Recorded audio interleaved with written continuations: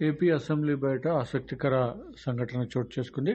కారెక్కబోతున్న AP deputy CM Pawan Kalyan చూసిన బొత్స సత్యనారాయణ ఆయనను పలకరించేందుకు ఆగగా car దిగి వచ్చి మరి AP deputy CM Pawan Kalyan Botsa సత్యనారాయణతో మాట్లాడి కరచలనం చేసి వెళ్లారు.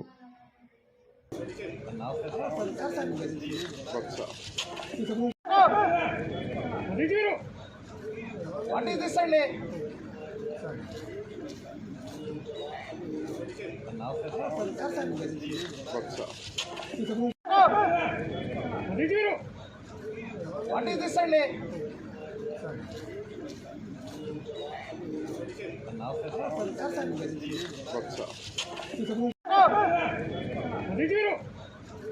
What is this Sunday?